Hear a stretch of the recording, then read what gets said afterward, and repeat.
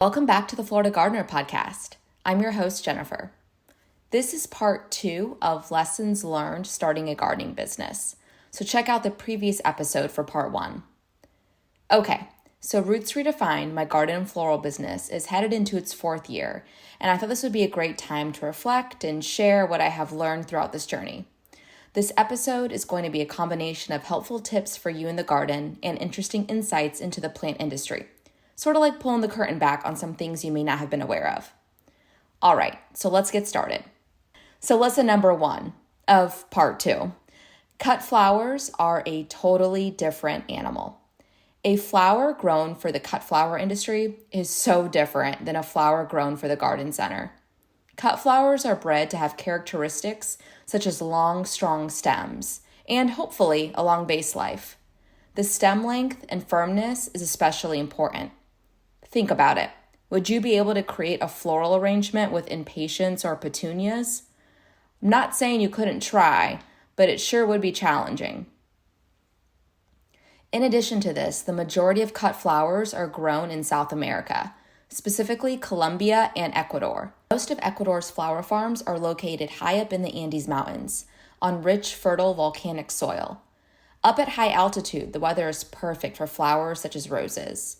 The sun isn't too strong and the nights are fresh and cool without ever becoming too cold. Europe is a large producer as well, the Netherlands, of course, being known for tulips and other flowering bulbs. I say all of this because the first time I walked into a wholesale flower shop, I was mind blown at how little overlap there was between cut flower availability versus what you'll find at a Florida garden center. At the flower shop, you'll see delphiniums, peonies, hydrangeas, and ranunculus. As a Florida gardener, I felt totally out of my element, as these are all flowers that grow in mild or northern climates. So there was a big learning curve there. One of the biggest lessons I learned here is how much I appreciate carnations. A lot of these delicate and frankly overpriced on-trend flowers want to immediately fall over and wilt when taken outside of the cold, dark flower cooler. Our heat and humidity doesn't do them any favors. Trust me, I learned this the hard way. But not carnations. I could go on and on about them. Their vase life and hardiness impresses me every time. And what's not to love about the ruffled texture and volume they provide in a bouquet? And they're a fraction of the cost of some of these other flowers. Now, if you're rolling your eyes, where have you been? Because carnations have come such a long way. The colors are incredible. These aren't your grandma's carnations, I promise. The dark purple Moon Vista carnation is one of my favorites. It's a deep, gorgeous eggplant color, very dramatic. The blue tint carnation is another eye-catching flower. It makes me think of New England, probably because they remind me of blue hydrangeas, which are all over New England. This carnation is unique because each flower has shades of both light blue and darker blues. And for those staying on top of color trends, Pantone's 2025 color of the year is Mocha Mousse, and the cardamom spice brownie carnation totally works for this. It's very elegant and has rich earthy hues. It's absolutely stunning. Okay, we need to get back on track, but to recap, the biggest cut flower lessons I learned are, number 1, global large production cut flowers are completely different than what a Florida gardener is accustomed to working with in the backyard. And number 2, you can absolutely create a stunning and modern centerpiece or bouquet with flowers such as carnations, roses, or even baby's breath. Like I always say, there are no bad plants, just bad landscapes.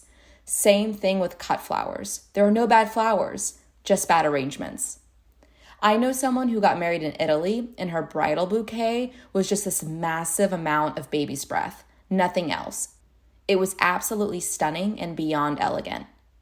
I've also been to the Philly Flower Show. This is the largest flower show in the United States and one of the largest in the world. And let me tell you, they incorporated carnations into quite a few displays, and it looked fantastic.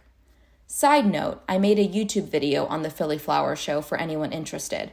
A link to my YouTube is on my website, rootsredefined.com. Anyway, so the next time someone tries to make you feel like your special day or event isn't going to be as significant and beautiful without the Charlotte Series Japanese ranunculus, darling, you just walk the other way. Okay, finally moving on to lesson number 2. I promise each lesson won't be as long as lesson number 1.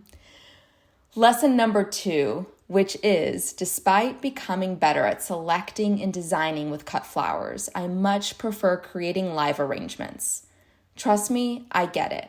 We all love some fresh cut flowers in a vase, but I would rather create a stunning arrangement with potted plants than cut flowers any day. I fought this for a while, but I have now come to embrace it. The truth is, I'm a gardener first, a floral designer second. I want to be outside at a nursery, not in a cold, dark cooler. Different strokes for different folks. I also appreciate that 1, live arrangements last longer. 2, after you're done enjoying them, you can give them a second life. Hello, new houseplants. Or you can even plant them in your landscape. Yep, most plants used in a live arrangement, like an indoor live arrangement that a florist would make, are tropical. In fact, there is a very high chance they were grown down in Homestead. Just don't plant them in an area that receives intense afternoon sun, and they'll be happy as a clam. And number 3, you can regift them to a friend or family member. My mom has received quite a few gifts this way. Okay, lesson number 3, underestimating Florida's cooler weather.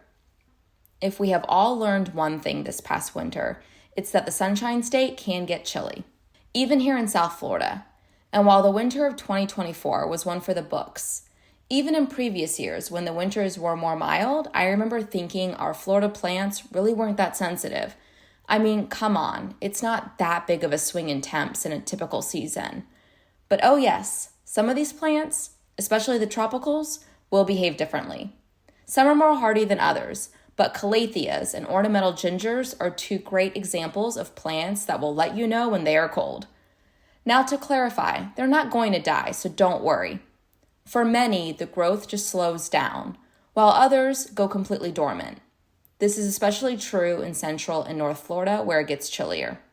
So just put on your patient pants and wait. Once the warmer weather returns, they will be back looking gorgeous and lush as ever. Lesson number 4, you can be an organic or natural gardener without beating your chest. I'm proud to say I can count on one hand how many times I've applied synthetic pesticides in the 4 years I've professionally maintained gardens and landscapes. It's the absolute last resort. When needed, I will apply horticulture oils, neem oil specifically, which is a natural oil derived from the seeds of the neem tree. And in my own personal garden, I don't use pesticides at all. I've also had the irrigation capped in my beds because I feel it's unnecessary. Yep, that's right. My in-ground landscape plants only receive water when it rains, and they are doing just fine. With that being said, a high-end commercial client expects things to look a certain way. The great news is they don't care how this happens. If you use chemicals or opt to burn some sage and perform a sacred moon ceremony, they don't care. As long as the plants look good, the client is happy. A great example is I had a client with massive raised beds overgrown with weeds. They had been neglected for quite some time. And when asked what I would spray to get rid of them, I told them that I would hand pull them out and also explained why. How this is actually more effective long term than applying an herbicide. And the client was totally fine with it. In fact, they appreciate that I take the time. I think that's important because we all love taking a hard stance. There are many folks that are hardcore organic gardeners or native plants only, and everyone is scum that doesn't adhere to this. And I don't know, labels can be extreme and can turn people off. Ask yourself, is the goal really to help the environment and educate, or do you just like hearing the sound of your own voice? You can make a difference without beating your chest. It doesn't have to be a war cry. Lesson number 5. Pricing and invoicing continues to be a thorn in my side. I don't know. Does this ever get easier? It's definitely my least favorite part of the job. Am I pricing too high? Am I pricing too low? early on, I used to also get really stuck on plant size and spacing. Exactly how many 1-gallon flax lily do I need for a 5-foot bed? Do I space the flax lily out 3 inches on center or 6 inches on center? But what if the nursery only has them in 3-gallon containers?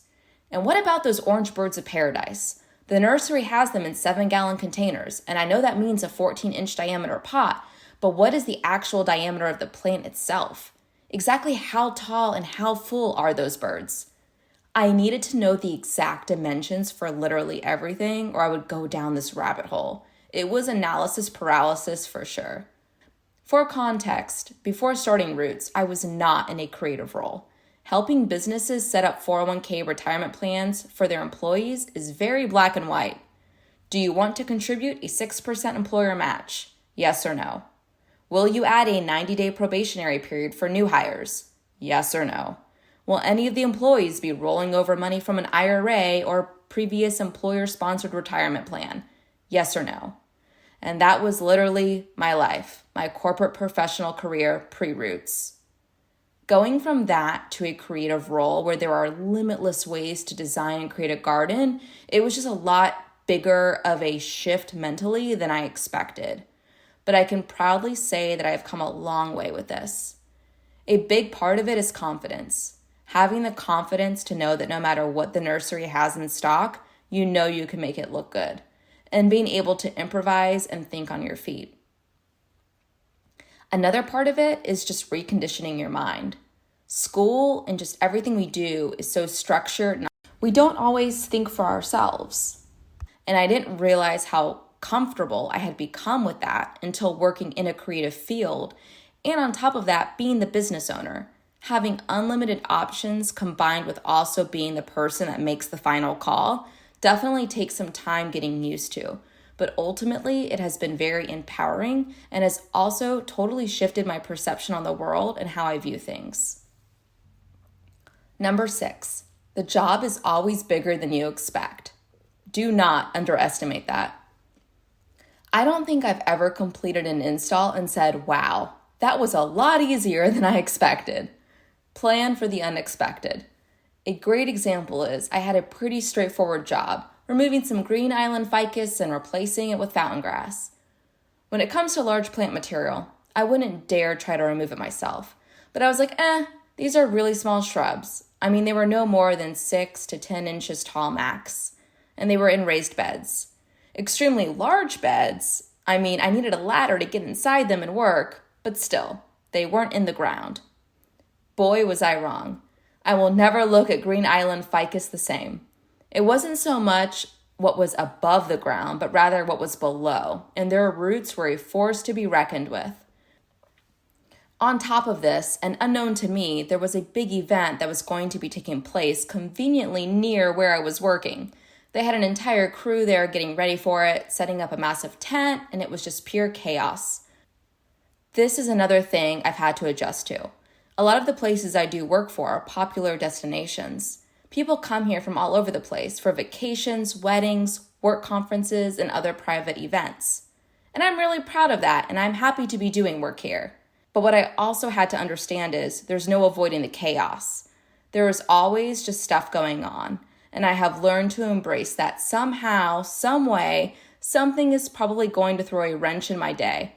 And as long as you go into the day understanding that and planning for it, you'll be okay.